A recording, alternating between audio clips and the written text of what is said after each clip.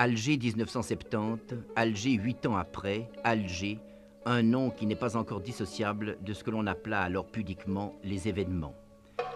La capitale de la République algérienne démocratique et populaire a changé de visage et prépare des lendemains qu'elle souhaite meilleurs.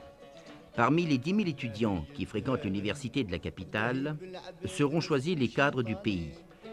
10 000 étudiants, c'est un chiffre frappant pour un pays neuf, mais il faut constater 40% d'échecs la première année. L'Algérie entend former 8 300 universitaires diplômés au cours des 4 prochaines années, ainsi que 26 000 bacheliers. En 1977, l'analphabétisme chez les jeunes aura disparu. Pour l'instant, le pays compte un médecin pour 8 000 habitants. La relève s'impose de toute urgence.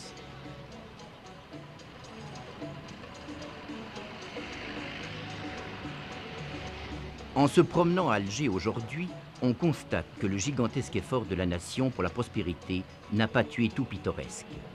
Si la Révolution a fait de la mendicité un délit, a banni du spectacle quotidien les petits cireurs de chaussures, les femmes demeurent voilées et la Casbah exerce son pouvoir de fascination sur le touriste. Certes, beaucoup de magasins ont été nationalisés. Le marchandage et le bakchiche sont considérés comme anti-révolutionnaires, mais à première vue, chacun a l'air de s'en mieux porter. 80 000 Européens vivent encore ici, en parfaite harmonie. L'Algérie est un pays jeune, puisque 57% de sa population, environ 13 millions d'habitants, est constituée par les moins de 20 ans.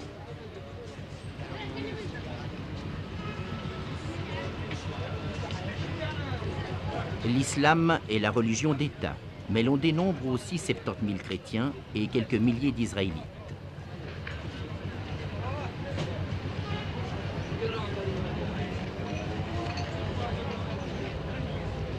Si l'oisiveté méditerranéenne est un spectacle devenu rare à Alger, c'est que des dizaines de milliers de nouveaux emplois sont créés au fur et à mesure de l'industrialisation.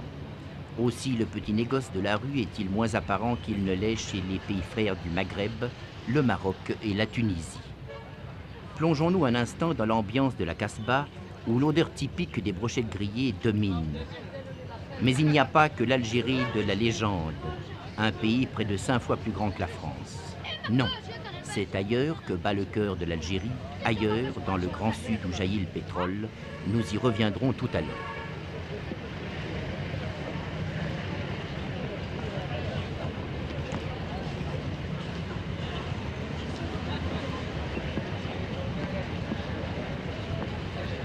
Une population disciplinée, parfaitement consciente du rôle qu'elle est appelée à jouer dans l'édification de l'État algérien, exemple frappant d'efficacité, encore que beaucoup reste à faire.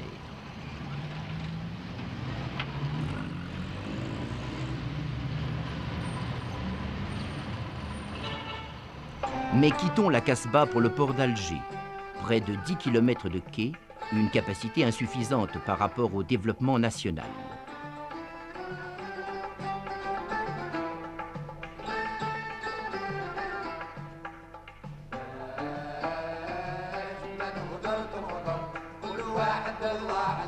Nous y voici, des grues, des réservoirs pour 100 000 hectolitres de ce vin d'Algérie bien meilleur bu sur place qu'exporté. Embarquons-nous pour Annaba. Annaba, centre sidérurgique, capitale pour l'industrie algérienne. Et qui fabrique-t-on? Des tubes, bien sûr, pour les pipelines. 100 000 tonnes de gazoducs et d'oléoducs sont fabriqués ici chaque année.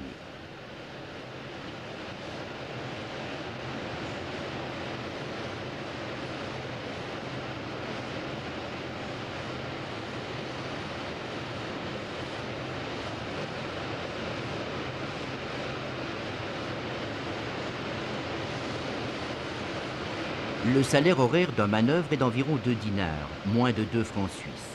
L'ouvrier spécialisé gagne jusqu'à 3,75 dinars. Les prix sont en rapport avec ces salaires.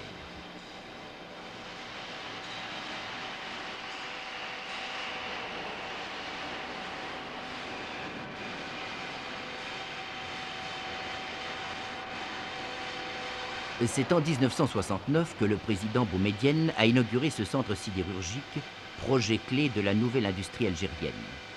On y produit actuellement 400 000 tonnes d'acier par année. production qui doit tripler si les objectifs du plan sont atteints.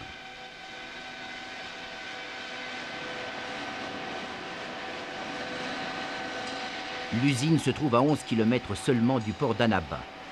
On n'y produira pas que des tubes, mais encore une vaste gamme de produits plats indispensables aux industries mécaniques.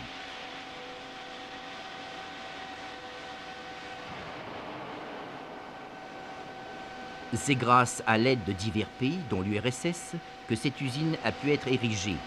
Et ce sont des cadres algériens qui en tiennent les gouvernes.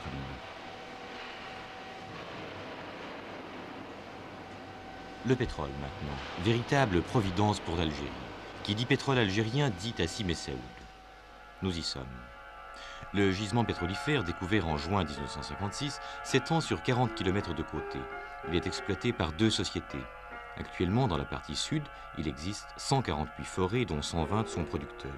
10 puits servent à l'injection de gaz dans le gisement pour favoriser l'exploitation. 10 autres puits périphériques, forés pour délimiter le gisement, sont à sec. Le gisement lui-même se trouve à moins 3300 mètres de profondeur dans une couche de grès cambrien. Ce grès est imprégné d'huile. La pression sur la couche pétrolifère est de 480 kg par centimètre carré, ce qui explique que le pétrole d'Hassim Messaoud est éruptif. C'est un des meilleurs pétroles du monde car il ne contient pas de soufre. Sa densité est faible. Il est intéressant de noter également que pour 1 mètre cube de pétrole extrait, on obtient 220 mètres cubes de gaz. La réserve d'Hassim Messaoud est estimée à 30 ans environ. Hassim Messaoud signifie le puits de Messaoud. C'est le nom d'un chamelier qui, il y a une centaine d'années, l'avait foré. Bien entendu, lui cherchait de l'eau.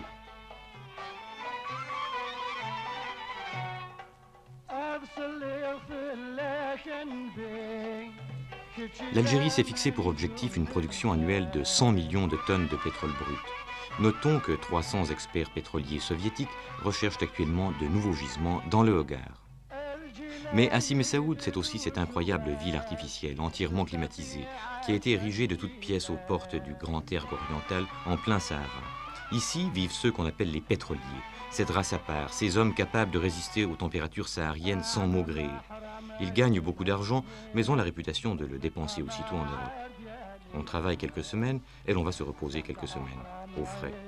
Il y a 15 ans, il n'y avait ici qu'un désert brûlant. On en a fait un véritable jardin.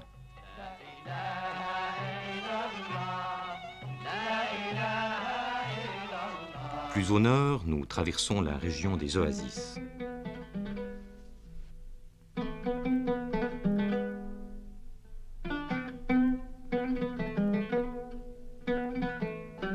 Gardaïa en est la perle.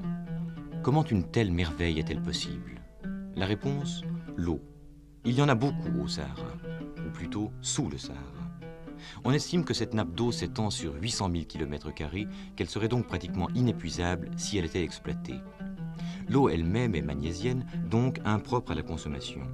Mais Gardaïa est la preuve que cette eau peut faire pousser une végétation très riche. Où il y a de l'eau, il y a végétation. Où il y a végétation, il y a l'homme. Mais au cœur de l'été, il arrive que l'eau se fasse rare à Gardaïa.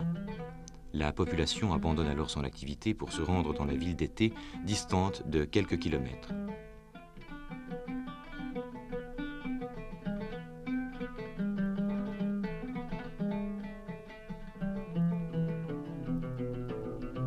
Gardaïa est l'oasis saharienne par excellence. En dehors de ses murs, c'est le désert. Et pourtant, cette petite ville vit par elle-même. Commerce, artisanat sont ses principales ressources. C'était autrefois la capitale des oasis. Les grandes caravanes ne manquaient pas de s'y arrêter. Aujourd'hui, l'oasis est équipée de puissantes pompes qui permettent l'extraction continue de l'eau, eau d'ailleurs assez rare pour les besoins domestiques.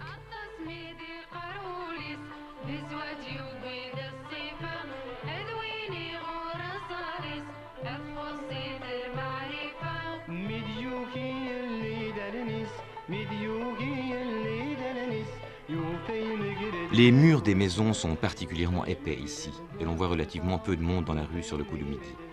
Une brève promenade en pleine chaleur est une véritable épreuve physique. Aussi les arcades où sont installés les commerçants, les souks, rendent-elles la vie quotidienne plus agréable. Gardaïa fait partie du circuit touristique classique de l'Algérie.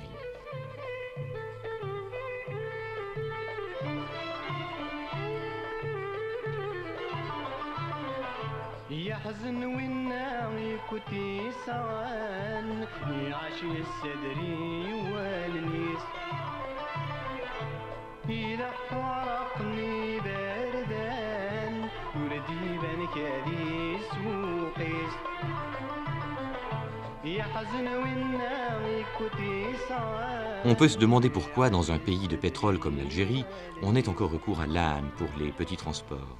Cet animal présente de nombreux avantages sur la mécanique la plus perfectionnée. Point n'est besoin d'usine pour sa production, réparation et vidange sont spontanées. En outre, l'âne est relativement silencieux et non polluant.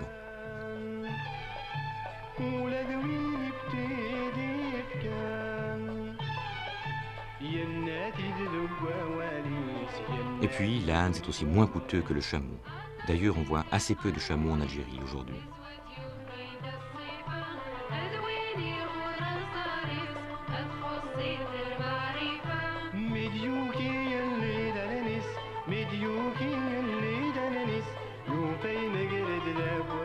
Dans le sud, voici la façon classique de se voiler.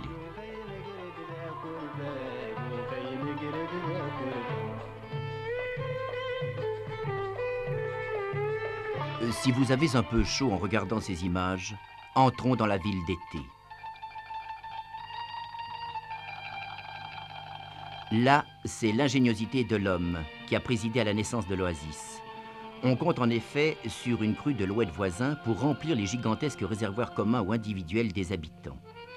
À cet effet, un réseau fort compliqué de canalisation en pierre à la méthode romaine s'étend sous les habitations. Les rues elles-mêmes, fort étroites, sont des canaux. 2 ou 3 fois par année, les réservoirs s'emplissent et l'oasis revit.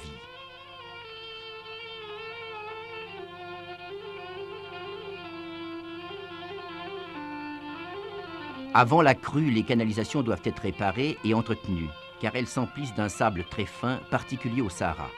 Cheminons quelques instants dans ce dédale de ruelles canaux. Mais nous n'aimerions pas terminer ce bref survol de l'Algérie sans vous faire partager la beauté d'un folklore authentique. Un folklore qui existe non pas pour quelques touristes, mais un folklore vécu. Nous vous convions donc à cette petite fête du Sud, typique de la tradition algérienne. Une de ces petites fêtes impromptues que vous aurez la possibilité de voir si vous choisissez de visiter l'Algérie qui, 8 ans après, est devenue terre de beauté et de paix.